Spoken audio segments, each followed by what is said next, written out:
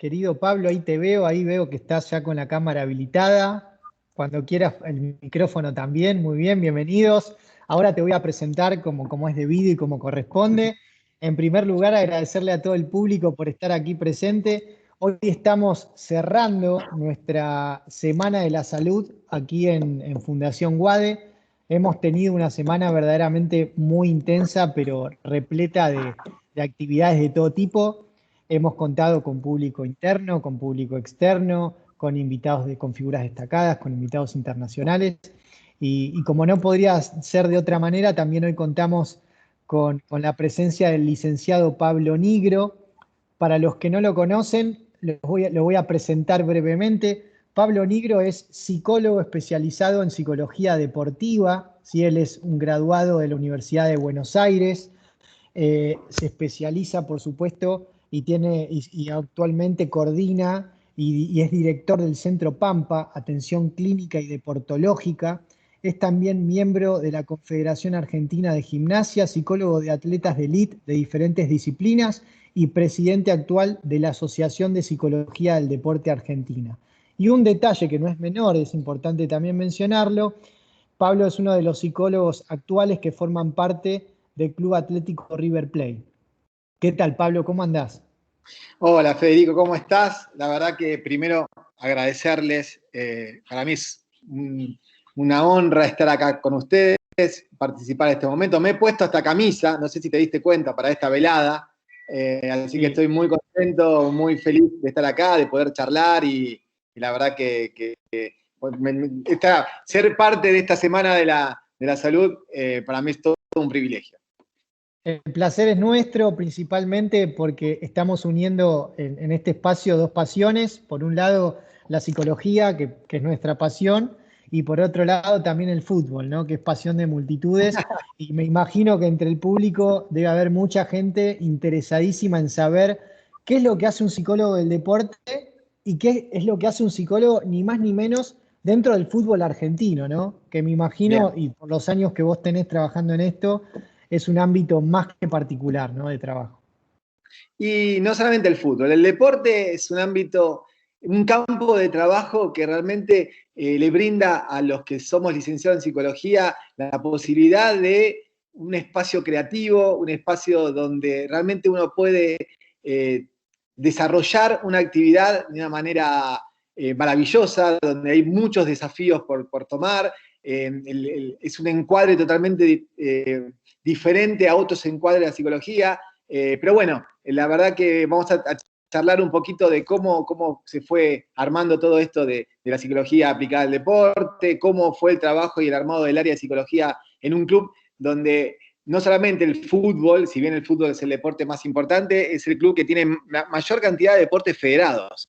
Y para nosotros también es muy importante poder trabajar con esos deportes amateur, que el logro más importante es subirse a un podio y que se cuelgue una medalla, donde no hay un tema económico, donde no hay muchísimo esfuerzo por el solo hecho de poder superarse, ¿no? Esto que tiene el deportista de elite, el deportista amateur, que trabaja muchísimo, trabaja todos los días para un día poder superarse, ganar un tiempo en la carrera o hacer un ejercicio nuevo, y eso para mí es maravilloso, eso es la pasión que tiene el fútbol, la pasión que tiene el deporte, perdón.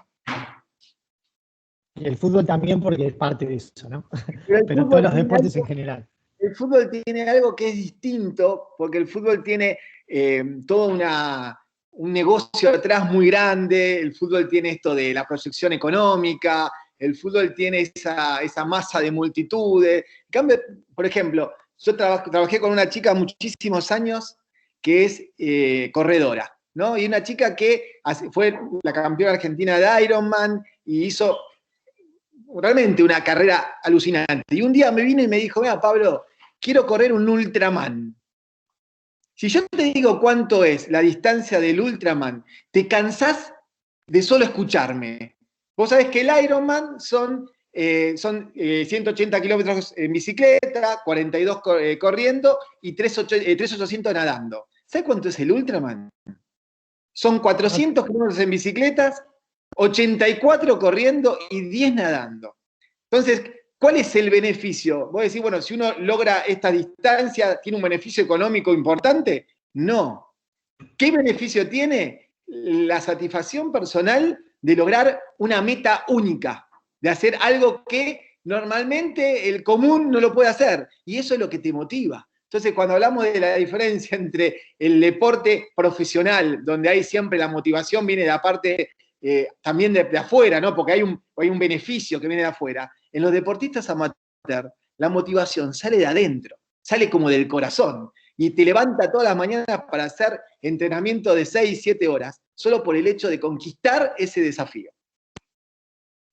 Y ahora la pregunta que te hago, que es interesante, es, en el deportista profesional, ¿no se supone que debería también estar, digo, ese mismo deseo, esa misma, o de a poco se va como desdibujando y se va, digo, las motivaciones son otras?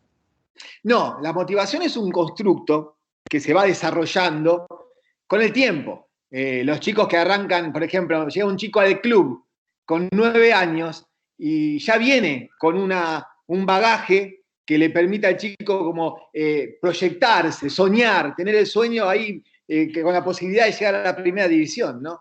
Y este chico va todo el tiempo construyendo, por eso cuando me hablan de un River Boca, me dice, Pablo, ¿cómo se motiva a un jugador para un River Boca? Si un jugador no está motivado para un River Boca, no es un jugador, porque toda la vida soñás con jugar ese partido. Entonces, ¿qué trabajamos nosotros? Tal vez la activación, que es ese proceso que se realiza para que el jugador arranque enfocado, arranque estimulado, con ganas de jugar desde el minuto cero, que se saque un poco las presiones, que sepa en qué ambiente va a jugar. Entonces lo preparamos para eso. Pero eso tiene que ver con la activación, no tiene que ver con la motivación. La motivación el jugador la viene trayendo desde toda su vida, viene construyéndola. ¿Qué pasa? Muchas veces los beneficios no son internos, son beneficios externos. Por ejemplo, el sueño de la transferencia a Europa, el sueño de ganar un premio, el sueño que también está ligado con el deporte profesional. Uno dice, ¿qué lo inspira a Nadal a seguir jugando como juega después de haber ganado 12 veces Roland Garros? Ya no viene por algo interno, viene por un fuego interno que él quiere seguir superándose.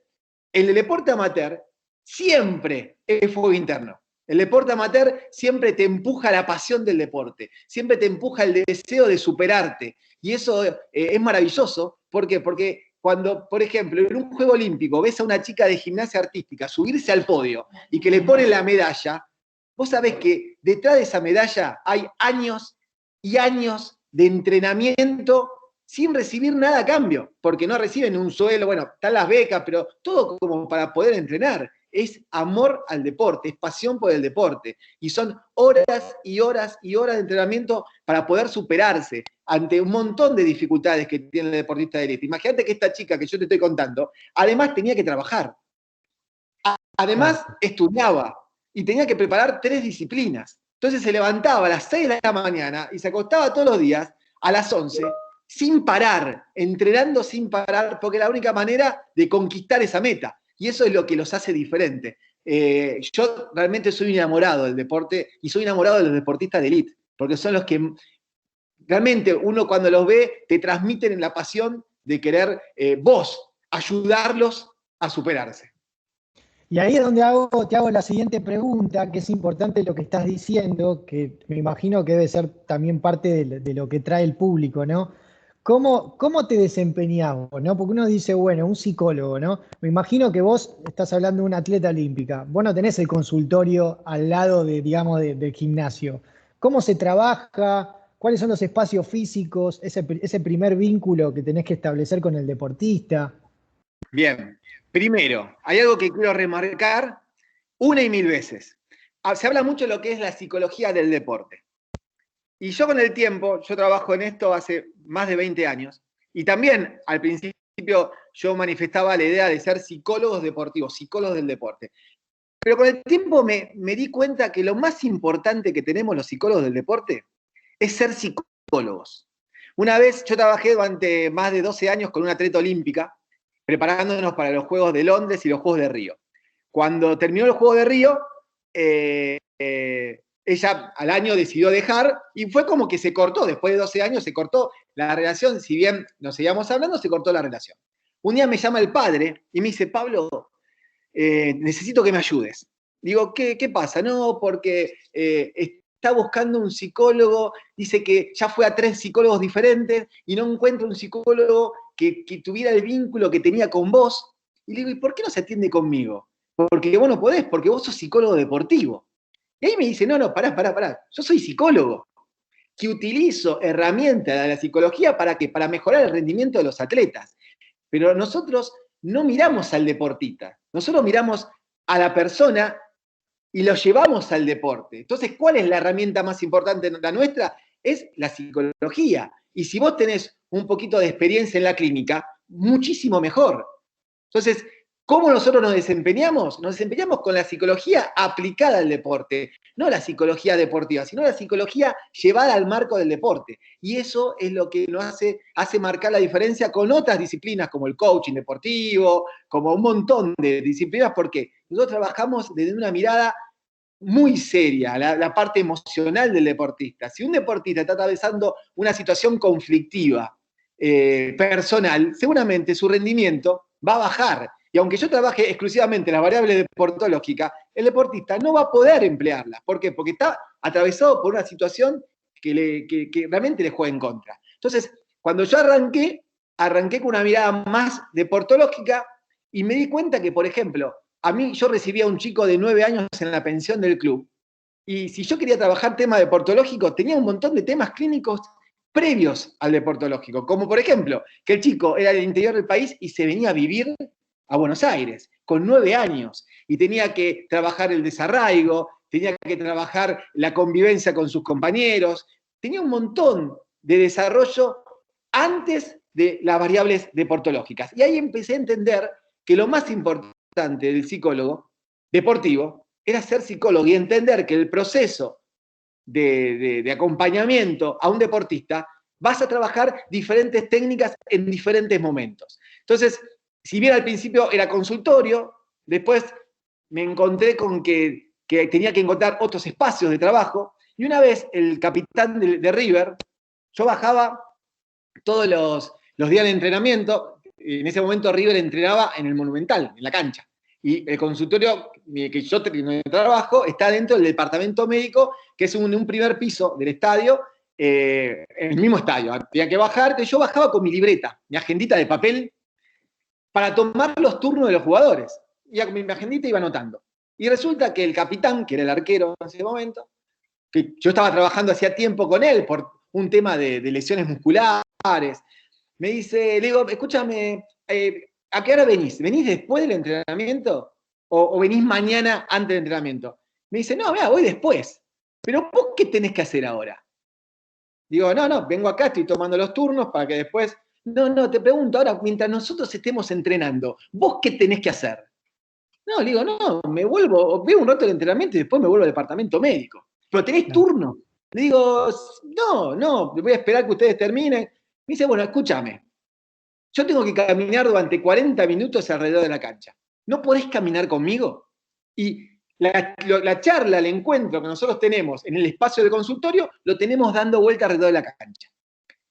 A lo que yo le digo, mira, escúchame, preguntale al cuerpo técnico, si el cuerpo técnico, porque imagínate que una persona caminando de un jugador, a la prensa lo mira diciendo, ¿quién es ese que está caminando? Siempre respetando el perfil bajo que tiene que tener el psicólogo.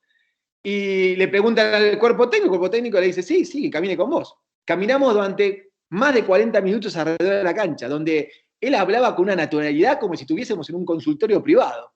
Cuando terminamos, me dice, Pablo, no atendás más en el consultorio. De ahora en más, a nosotros nos atendés acá.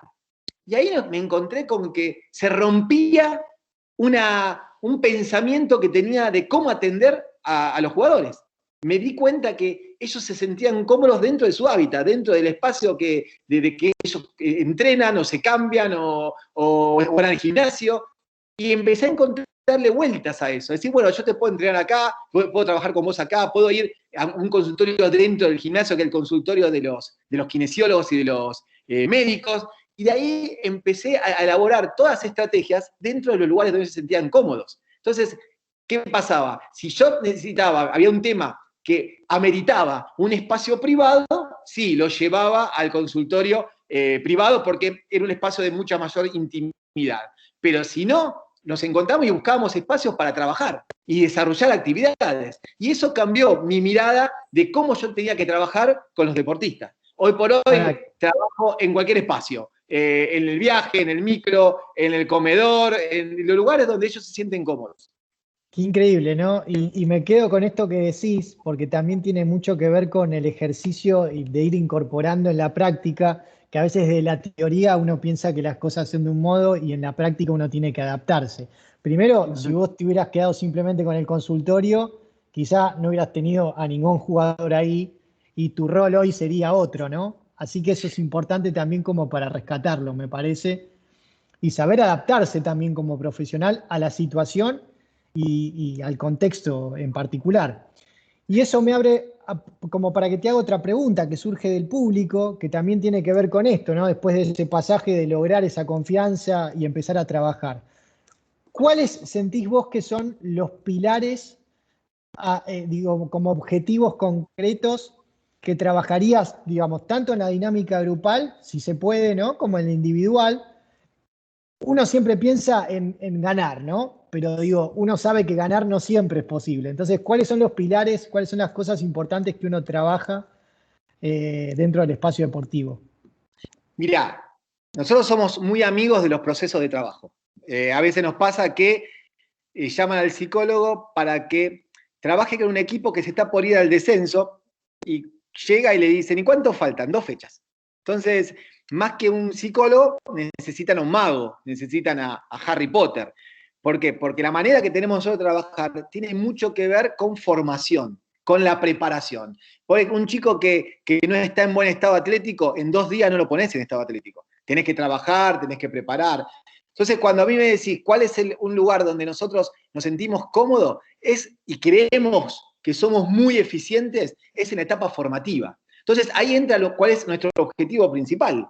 Formar, trabajar con los deportistas en la formación de la parte personal, de las herramientas psicológicas que en el futuro va a necesitar para desarrollarse en el ámbito deportivo y en el ámbito profesional. Entonces, me llega un chico de 9 años y lo voy a ir preparando, le voy a ir dando herramientas durante toda su trayectoria para cuando esté en primera división pueda trabajar con esas herramientas y superarse. Entonces, hay 4 pilares en la psicología deportiva que son los que nosotros necesitamos equilibrar, que es la motivación, la concentración, la autoconfianza y el control de las presiones. Eso nosotros necesitamos equilibrarlo, porque ninguna va a prevalecer sobre la otra. No es que necesitamos una gran motivación y lo otro no importa, no. Es como que se van a retroalimentar una con otra. Yo siempre digo, es necesario tener confianza. El deportista necesita creer. ¿Y qué pasa? ¿Vieron cuando muchas veces dicen, no, pues este chico se olvidó de jugar? Ningún deportista se olvida de jugar. Lo que pasa es que el efecto de la confianza es un efecto peine, sube y baja. Imagínense que en el tenis vos podés ganar el primer set 6-0, después podés perder 6-0, 6-0. Entonces, ¿qué pasó? El otro ganó la confianza, vos la perdiste. Todo el tiempo se tiene que desarrollar estrategias para que vos puedas sostener la confianza y eso te permita a vos mantenerte bien motivado, mantenerte bien concentrado, controlar las presiones. Uno me dice que las presiones del fútbol profesional, no, las presiones las tiene cualquier deportista. Vos imagínate que una nena que hace gimnasia, cuando se sube un aparato, tiene a los papás que la están mirando. Tiene a la jueza que la va a puntuar. Y la nena tiene 12 años. Y si se equivoca, la van a puntuar mal. Y los padres, ella va a sentir que los padres se van a sentir tristes. Y eso es una presión muy grande. Después la trasladamos al fútbol y la presión de la familia que elige al hijo como el futuro salvador de la familia.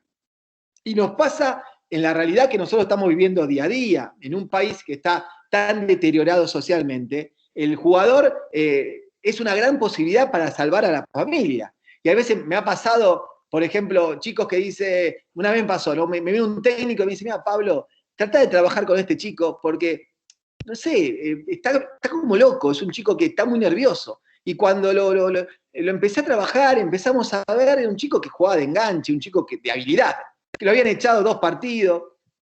después de trabajar con él, un día me dice, profe, pues ahí en el momento del fútbol somos todos profe, no importa la disciplina que sea, somos todos profe. Y me dice, mira, profe, el problema está que nosotros, yo tengo que jugar bien porque cada partido es la vida o la muerte. Yo digo, ¿cómo? Tenés 14 años, ¿cómo cada partido es la vida o la muerte? Si cada partido va a ser la vida o la muerte, ¿cómo llegás vos a la primera división? Dice que yo le tengo que devolver a mis hermanos todo lo que ellos me dieron. Digo, ¿cómo a tus hermanos? Y me dice, no, bueno, porque viste, en mi casa la carne y postre de danoninos como yo solo, los demás no pueden comer. Vos fíjate lo tremendo de lo que te estoy diciendo. Y tenía que ver no con un error de los padres, no. El nutricionista del club dio una charla y dijo, y lo mejor para recuperar de esto, las proteínas. Y claro, la familia dijo, a todos no podemos, pero si le damos a él a lo mejor el día de mañana nos puede dar un beneficio a todos. Bueno, eso para el chico fue una carga de presión inmensa y que le jugó muy en contra. Entonces, en vez de ayudarlo, no, le pusimos un peso en la espalda tan grande que le costaba poder proyectarse y le costaba poder superar los escollos que se le presentaban. Entonces vos me decís, ¿es complicada la final de la Copa Libertadores? Sí, hay una presión muy grande de los medios, de los hinchas, pero no te creas que la presión de este chico era mucho menor. Entonces, en los pilares nosotros necesitamos nivelarlos, trabajarlos, darles herramientas, trabajar esas variables y a partir de eso tener los objetivos con mucha claridad, a lo que apuntamos, a saber qué es lo que queremos. Y a través de eso tener un camino, una planificación que le permita al deportista ir ganando cada vez mayores herramientas, mayores aptitudes, que te permita, cuando se presentan las dificultades, tener lo necesario para superarlas. Pero no es un tema de una noche a la mañana, no es que nos juntamos y no, esto es un proceso de trabajo. Por eso te decía, somos amigos de los procesos. Nos parece que la única manera de poder trabajar es planificando y desarrollando. Entonces, cuando yo tengo un chico que me llegó al club, a la pensión, a los 9 años, y hoy es del plantel profesional y está jugando en la primera hace un año, es parte del éxito nuestro, de la satisfacción de que la tarea, el proceso de construcción de ese chico en lo deportivo, en lo personal, fue llevado a cabo. Entonces, vos me decís, una tarea que ustedes hacen es que los chicos, promulgar que los chicos vayan al colegio, porque es una herramienta que es vital para el futuro de ellos. Entonces, también estamos ahí todo el tiempo tratando de buscarles estrategias para que los chicos vayan al colegio. Y la tarea del psicólogo es parte de la tarea que nosotros tenemos en lo que es la parte formativa. No, verdaderamente importantísimo. Me quedo con cosas que, bueno, no me canso de escucharte, ya lo hemos hablado en otra oportunidad, pero esto de que a veces también culturalmente está como muy instaurado esto de que, bueno, mirá el jugador de fútbol, las tiene todas, digo, es famoso, joven, tiene dinero, digo, tiene todo lo que quiere, pero no se ve todo este trasfondo, ¿no? De que contás vos. A veces son chicos muy chiquitos que desde muy pequeños, digo, tienen que concentrar, tienen que dejar de vivir la vida de cualquier otro niño para encarar este desafío que algún día puede llegar o no a convertirse en lo que ellos están buscando y las expectativas que le ponen a eso. No solamente ellos, sino también sus familias, ¿no? Más si Totalmente. son familias carenciadas. Van surgiendo También algunas preguntas del público. Sí, ¿sabés, Fede, decime. que una vez, cuando vos preguntabas en la AFA las estadísticas de cuántos jugadores tenían contrato, nosotros tenemos 100 chicos en la pensión, ¿no? Y las estadísticas eran que cada 100 chicos a vivir del fútbol llegaban 3. ¿Qué hacíamos con 13, nosotros? 3. 3, ¿Qué 3, decían hacíamos con 3. nosotros 97? Entonces, realmente es un tema delicado. ¿Por qué? Porque nosotros estamos en la formación del jugador para que el día de mañana pueda cumplir su sueño, no en River, en donde le toque. Entonces, a partir de eso, desarrollamos un trabajo de investigación con un grupo de investigadores como para conocer cuál era la realidad de 10 años de jugadores de fútbol de River. ¿Qué había sido la vida de 10 años de jugadores de fútbol de River? Porque vos sabés que a la primera en River llega un grupo, hoy tenemos un montón. Hoy vemos la plantilla y se nos sale el alma, la alegría, porque tenemos un montón. Pero durante mucho tiempo no había eso, ¿no? Siendo River un club que promueve jugadores. Cuando hicimos el estudio, nos dio la satisfacción de que más del 80% de los jugadores de estos 10 años de jugadores de River vivían del fútbol. No vivían en River, vivían en todas partes del mundo. en el interior del país. ¿Por qué? Porque los mercados se habían abierto de una manera que permitían que los jugadores puedan construir sus carreras deportivas en otros lados. Entonces, ahí también cambió nuestra mirada, que nosotros no solo trabajamos para el club, sino trabajamos para los chicos, para que el día de mañana estos chicos tengan la posibilidad de cumplir su sueño, en donde sea. Entonces, nos poníamos en la cabeza como si fuese una universidad del fútbol, donde se formaba el jugador profesional en lo deportivo, y en lo personal estábamos nosotros con nuestros grupos de disciplinas, ¿para qué? Para acompañarlo y que el futbolista tenga lo que necesita para vivir del fútbol. Importantísimo lo que estás contando. Me parece genial esto de también crearles, como también me lo has comentado en alguna oportunidad, de inculcarles una profesión, ¿no? Que ellos se sientan futbolistas, más allá de si juegan en Boca, en River, en Racing, donde les toque, sino que puedan transformar eso en una profesión. Van surgiendo algunas preguntas, dice muy interesante la charla, están todos muy entusiasmados con todo lo que estás contando. La primera pregunta que te quiero hacer, que la hace Romina, es si vos en el equipo, puntualmente hablando de River, ¿no? ¿Trabajás en la dinámica individual y la dinámica colectiva o se trabajan las dos cosas al mismo tiempo? Se trabajan las dos cosas por igual, pero en diferentes etapas. Nosotros cuando yo empecé a trabajar en River, en lo que es el fútbol, yo estoy trabajando en River hace 16 años, ¿no?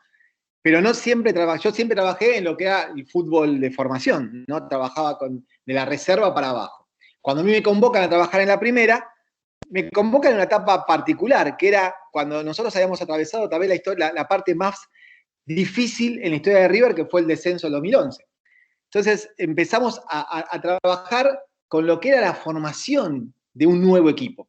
Era el famoso River vuelve a ser River. Entonces ahí tuvimos que emplear un montón de estrategias que tenían que ver con los grados de identificación, de pertenencia, de que uno se sienta como que estaba haciendo algo muy importante, que estaba reconstruyendo un club que había atravesado uno de los peores momentos y era el club más importante de la Argentina y uno estaba haciendo algo por eso. Entonces se empezó a desarrollar actividades que tenían que ver en todo, en lo grupal, en lo que era el trabajo en equipo, en desarrollar estrategias para que cada uno se sintiera parte fundamental de ese proceso. Con Ramón Díaz tuvimos la posibilidad de salir campeones y ahí empezó una construcción que, bueno, uno dice, qué bardo, ¿cómo juegan el equipo de River de Gallardo? ¿Cómo juegan? Pero el equipo de Gallardo de River tiene 6 años y medio de trabajo, donde se fueron yendo piezas, pero siempre sobre una base de trabajo. Y eso es lo que realmente hace que uno vea al equipo y uno dice, hoy se trabaja en la parte grupal, no, hoy el equipo está ensamblado de una manera maravillosa. Y cuando vienen los jugadores, que vienen de afuera o suben chicos de las inferiores, ya saben las condiciones del trabajo, ya saben a qué se van a tener y cómo van a tener que trabajar, porque la base fundamental del equipo ya está armada. Entonces, ¿en qué trabajas? En algunos chicos, hoy subieron 5 o 6 chicos a la primera y trabajás en la adaptación de esos chicos, trabajás en alguna situación conflictiva, pero los procesos fuertes de trabajo se dieron cuando era un campo llano, cuando no había nada, y había que desarrollar actividades para ¿qué? Para empezar a refundar un club que realmente era un club muy grande, el famoso León Dormido, hasta que se despertó, y se despertó con todo, gracias a Dios. Interesantísimo, sí, interesantísimo todo lo que contás. Sigo leyendo los comentarios de la gente, estoy tratando de hilvanar las preguntas como para simplificarlo un poco. Y se me ocurre lo siguiente para que puedas, acomodar un poco más la respuesta, porque son temas, están todos unificados. Lo que pregunta la gente en general es, por un lado, ¿cómo manejás las frustraciones ante la pérdida, sea una final, sea algo importantísimo que estaba ahí y se escapó? ¿Cómo manejás, en el otro extremo, en el otro polo, el éxito cuando, no sé, el equipo viene de ganar 3 torneos consecutivos y vos notás que hay como una especie de euforia? ¿Cómo también mantener eso a rajatabla, ¿no? Y por otro lado, que es parte de la misma dinámica, si se trabaja dentro del club o cómo trabajás a nivel individual esto de las posibles adicciones, ¿no? O determinados comportamientos inadaptados que puedan afectar el rendimiento deportivo de los jugadores. Bien. Mirá, por sobre todas las cosas, cuando uno trabaja en un equipo, busca que exista un equilibrio entre el triunfo y la derrota, ¿no? Esto es un deporte, es un juego.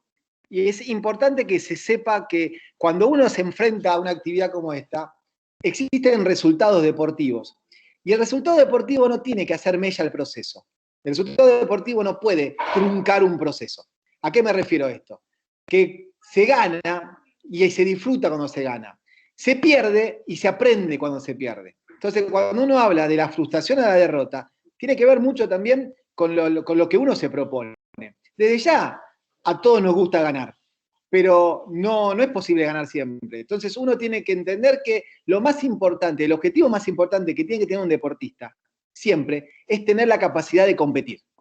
Competir siempre, intentar competir siempre, tener la capacidad de competencia, de superación, de poder estar siempre preparado para los distintos desafíos. Después está que la pelota pegue en el palo y entre, o pegue en el palo y salga. Y uno hizo los mismos gestos deportivos. O sea que eso es parte del mensaje, es parte de lo que uno todo el tiempo va construyendo. Uno dice, ganamos, festejamos. Una vez me dijo el médico, el director médico del club, una persona a la cual yo quiero y admiro mucho, que es el doctor Cebeso, cuando ganamos en la primera Copa Sudamericana.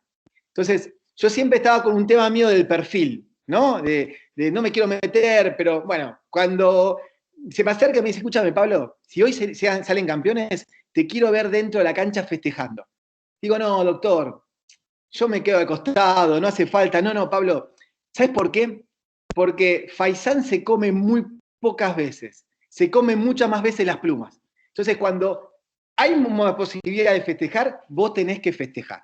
Entonces, cuando uno va a la vida deportiva de un atleta, te encontrás que tiene muchas más derrotas que triunfos. Entonces, cuando vos lo escuchás a Michael Jordan, el mejor atleta deportista de básquet de la historia, decir que ganó 6 anillos de oro, ganó todo, decir, erré 9.000 tiros en mi vida, o 900.000 tiros, no sé, una cosa, uno dice, erró mucho más lo que invocó.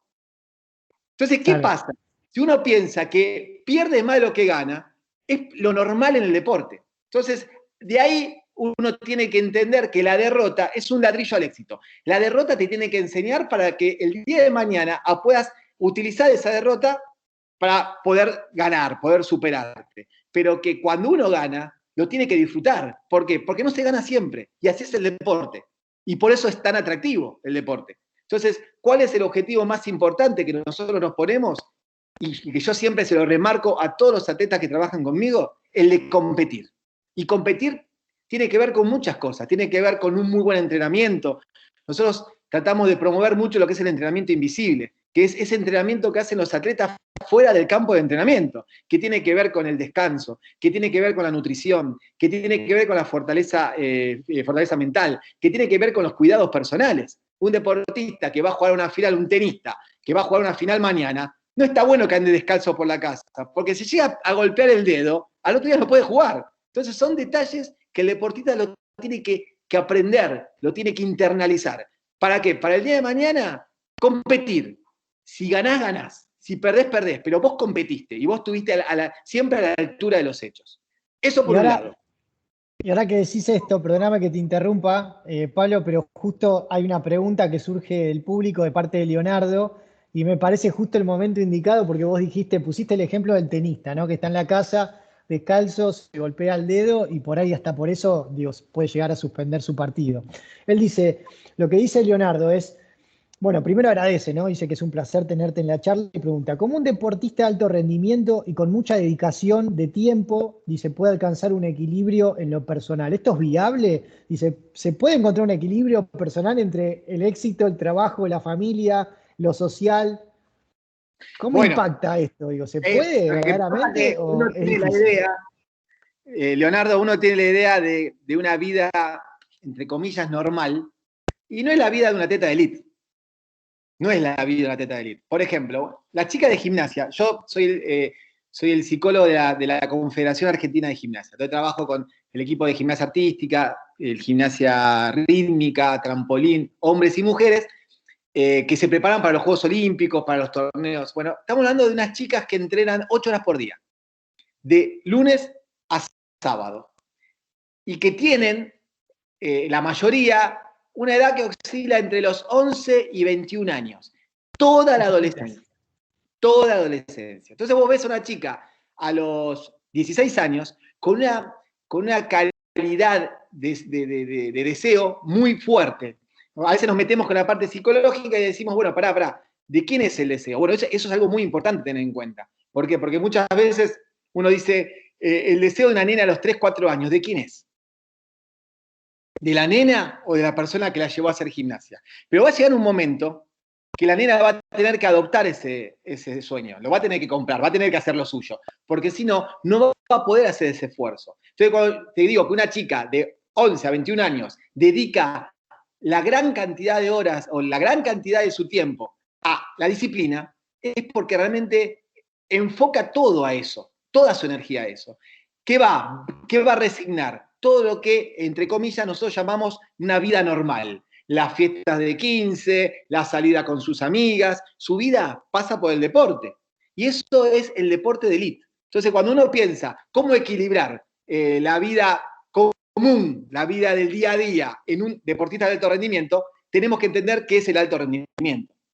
Cuando hablamos de lo saludable, ¿viste? Cuando uno lleva a su hijo a hacer deporte porque es un espacio saludable, bueno, es todo lo contrario del alto rendimiento. El alto rendimiento no es saludable, es buscar llegar a los límites, tanto físicos como mentales. Entonces, la lógica no es la lógica de una vida normal, es la vida de un alto rendimiento.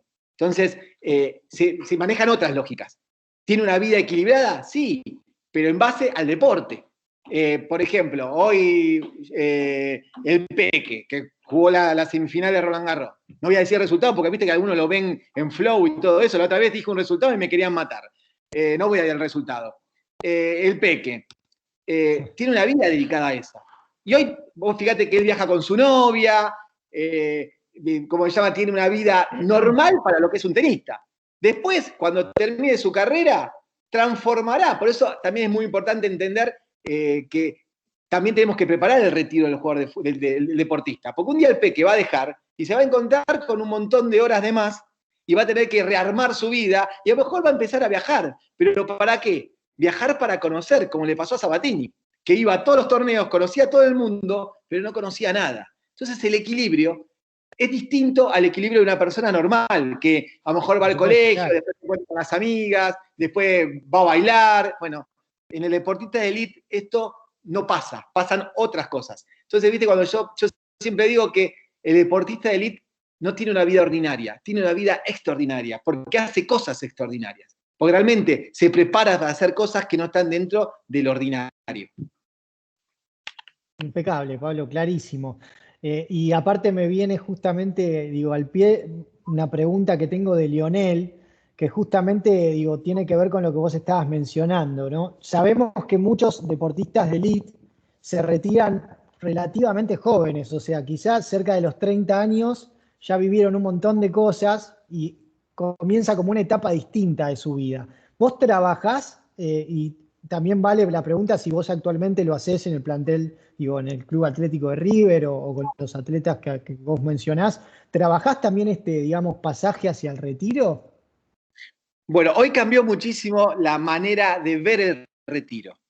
Nosotros, durante mucho tiempo, ¿cuál era la idea del retiro? Es que venga el deportista, tal vez una temporada antes que decida retirarse y que te venga y te diga, Pablo, quiero preparar el retiro. ¿Por qué? Porque el deportista tiene que empezar a planificar lo que va a hacer el resto de su vida, que no es poco, es más de la mitad.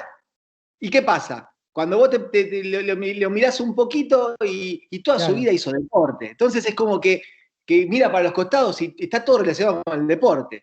Muchos eligen seguir como entrenadores, como representantes, porque es lo que conocen, no hay otra salida.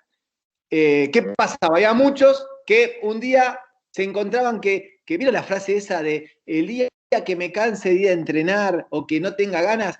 Eso de no tener ganas o cansarse está muy relacionado con que ya uno no se divierte cuando va a entrenar. ¿Y por qué no se divierte? Porque ya físicamente no tiene la rapidez que tenía antes, porque a lo mejor ya no marca la diferencia que marcaba antes, porque ya las cosas no le están saliendo. Entonces empieza a pasarla mal, porque vienen chicos que cada vez son mejores y entonces decide retirarse.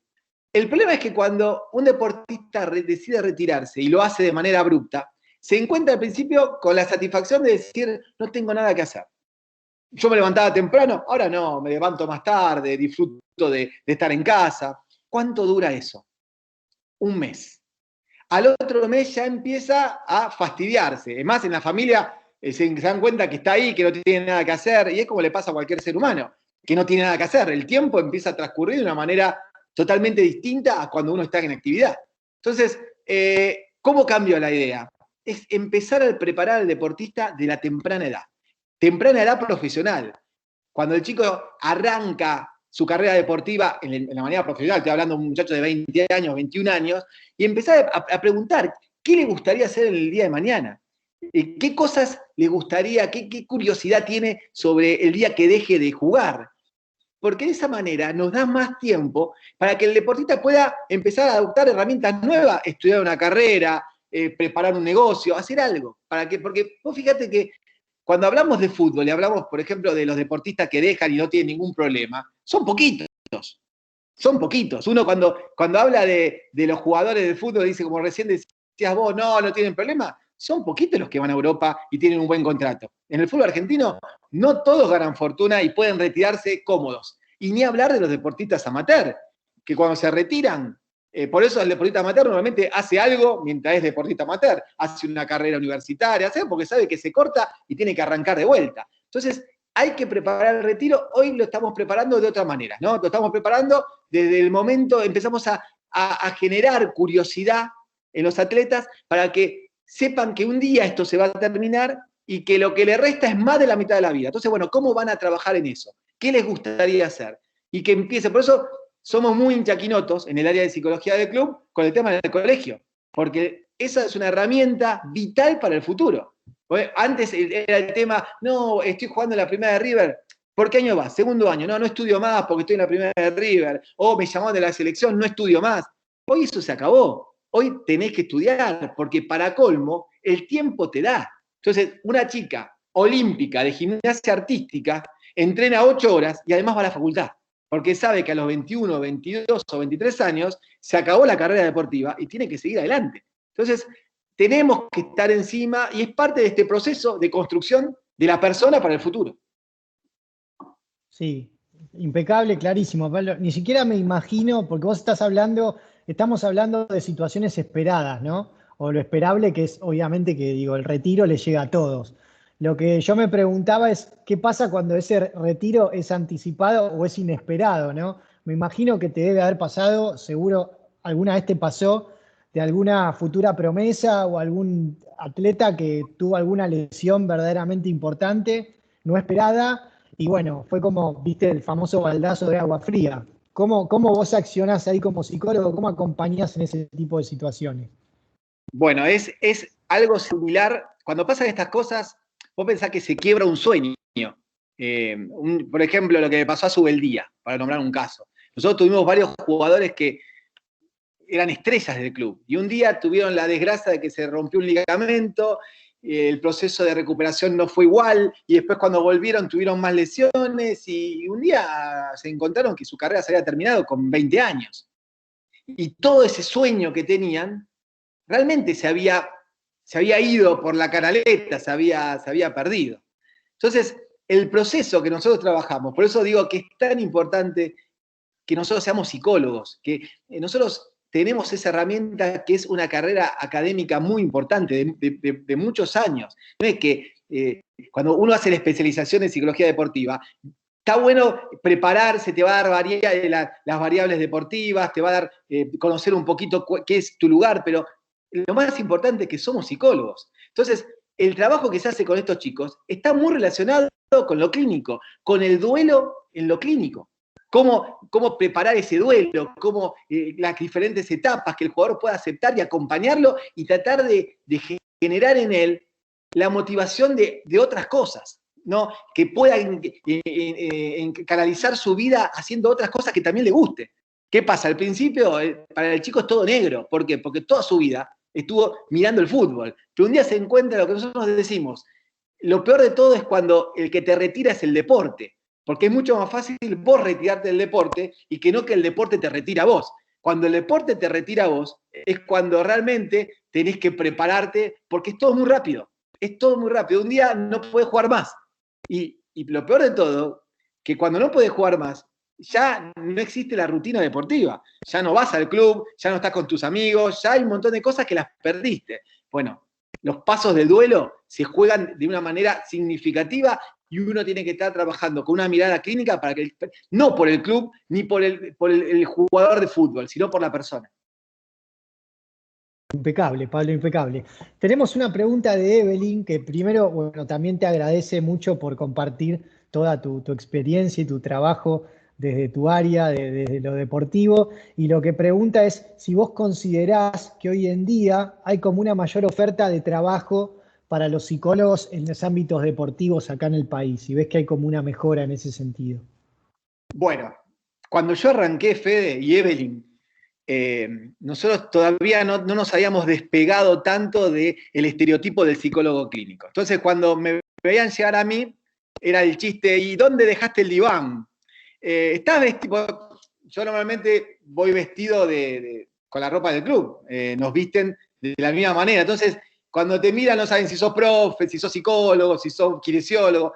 Entonces, cuando vos sos psicólogo, bueno, venía con las famosas frases de decirles algo.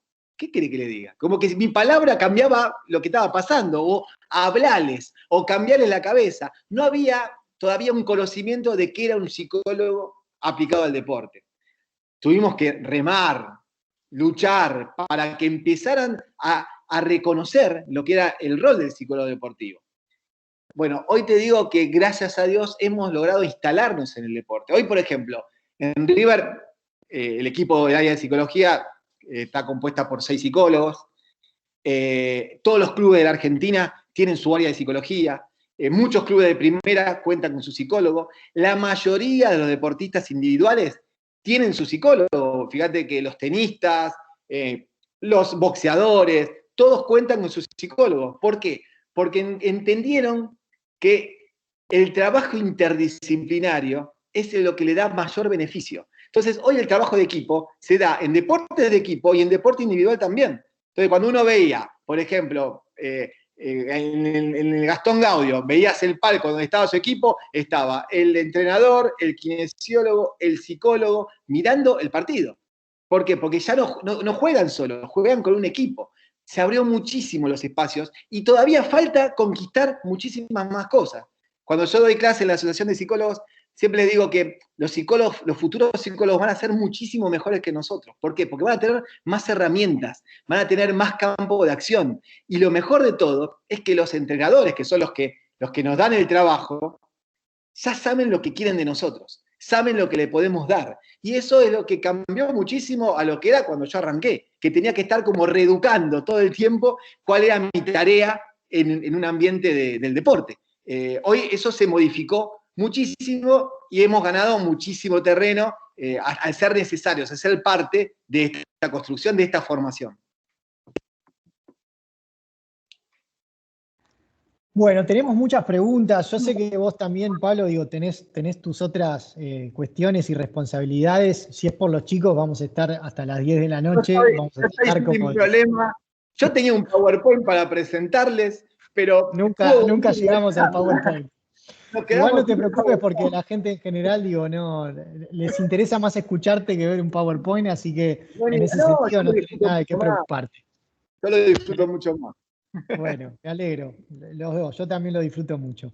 Mirá, te digo, lo que te preguntan es muy interesante esta pregunta, que digo, es inevitable por todo lo que vos venías contando, es quizá vos, a criterio personal, vos como profesional, ¿cómo te sentiste? ¿Qué fue para vos? Porque me imagino que va a haber sido un momento de anclaje en tu vida, tener que sostener y acompañar a ese equipo después de esa situación de descenso, ¿no? Y después de todo lo que implicó la vuelta.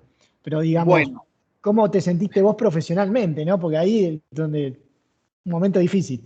sí, si bien yo no trabajaba con el equipo, yo tenía la posibilidad de hacer una suerte de asesoría con JJ López, porque JJ López había sido mi jefe en la coordinación de fútbol amateur.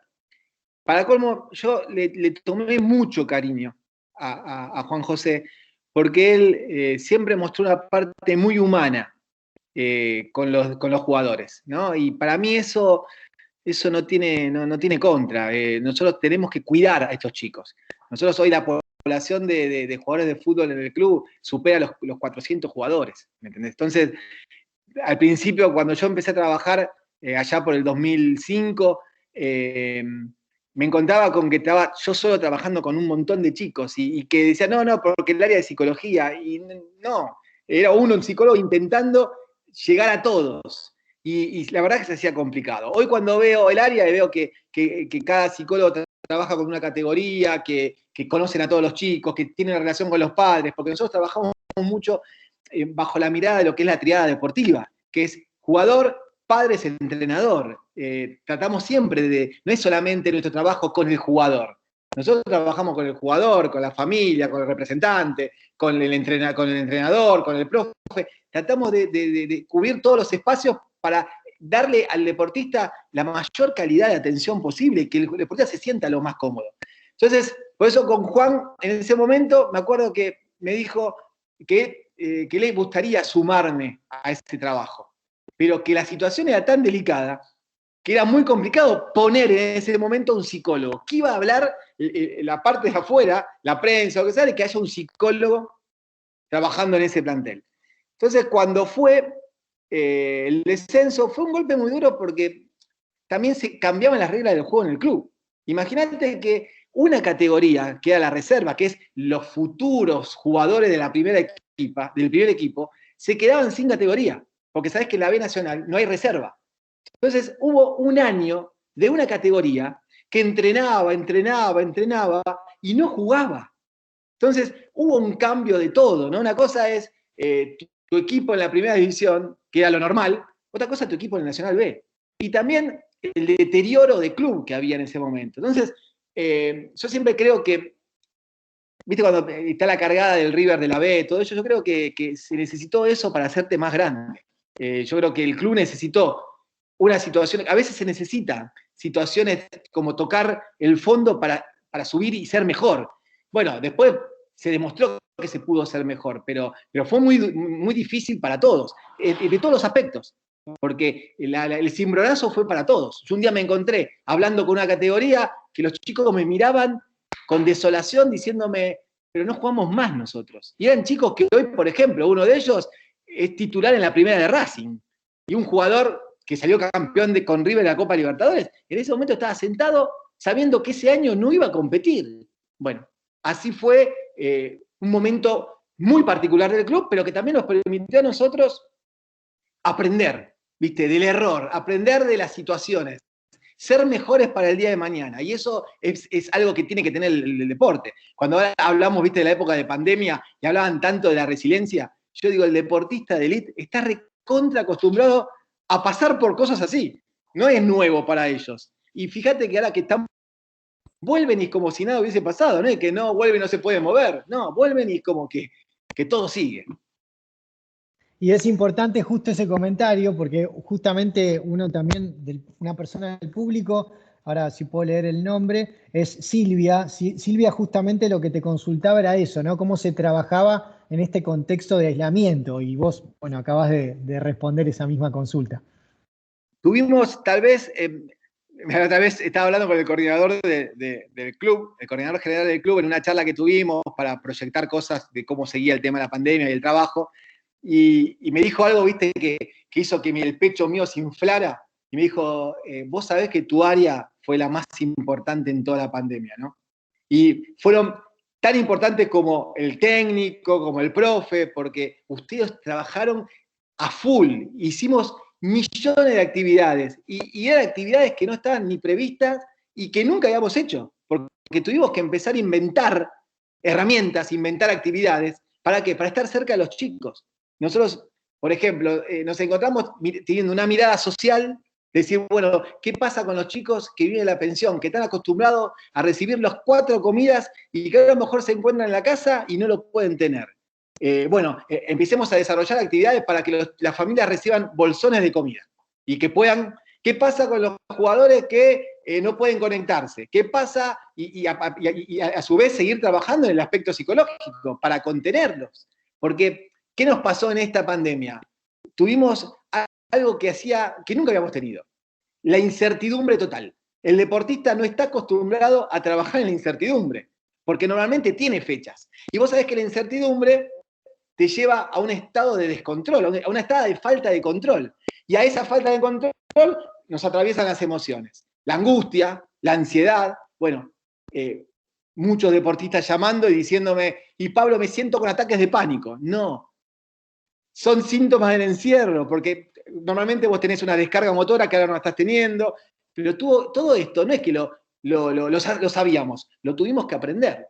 Y de paso, los quiero invitar a todos, el día martes próximo, nosotros en la asociación, el equipo de investigación de la asociación, hizo un trabajo con respecto a la relación del COVID y los atletas. Todo lo que pasó con el parate, los que se infectaron, bueno, un trabajo donde se hizo una entrevista a 1.200 deportistas y entrenadores.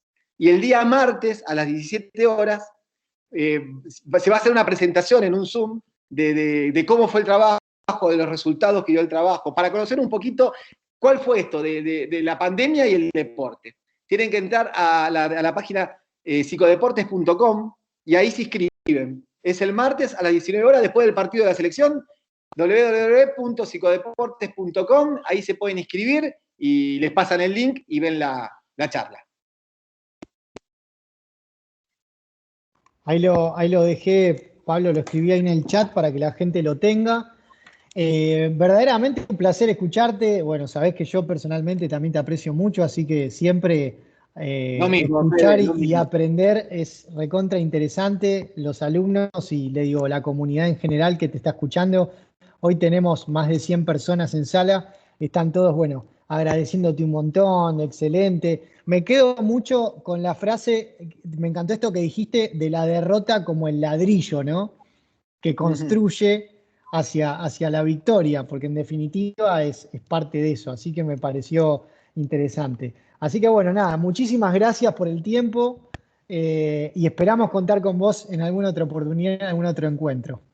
Vuelvo a darle las gracias a ustedes, a vos, Fede, a toda la UADE, por la oportunidad de charlar, de contar, de difundir un poquito lo que hacemos, qué es el psicólogo aplicado al deporte, que conozca, me imagino que debe haber un montón de psicólogos que se empiezan a entusiasmar con la posibilidad de trabajar en este espacio, en este campo que realmente es maravilloso.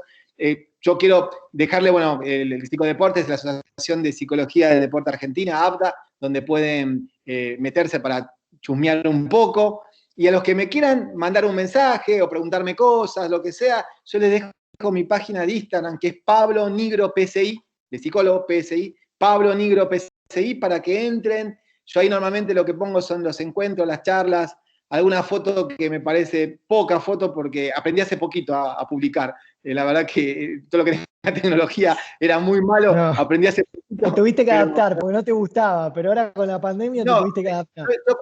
Yo cuento cómo abrí el Instagram. Lo abrí en Madrid y lo abrí porque estaba con el fotógrafo, yo duermo con el fotógrafo del club y el nutricionista en los viajes. Y estaba con él y empezamos a reírnos y me dice, bueno, no puede ser que no tengas nada. Y él me abrió la página del Instagram y publicó la primera foto. Y después me explicaba cómo publicarlo, cómo hacerlo. O sea que tiene muy poquito tiempo y ahora por lo menos aprendí a publicar algunas cositas. Así que les repito, Pablo Nigro PSI, los que quieran me siguen ahí y lo que tenga que ver con la asociación, ABDA, y el Centro Pampa, que es Centro-Pampa, para los que necesiten algo. Así que seguro vamos a estar en contacto. Hay muchos alumnos que les interesa, por supuesto, formarse en esta área. Para todos también los que están del otro lado, ya saben, el mismo correo electrónico del evento, fasa@uade.edu.ar, nos mandan un mail y nosotros también podemos hacer de puente para facilitarles la información de todo lo vinculado a lo que hace el destacado y apreciado licenciado Pablo Nigro. Así que un abrazo, Pablo, muchas gracias. Muchas gracias a ustedes, saludos a todos y muchas gracias por todo. Hasta luego, hasta pronto. Adiós, hasta luego.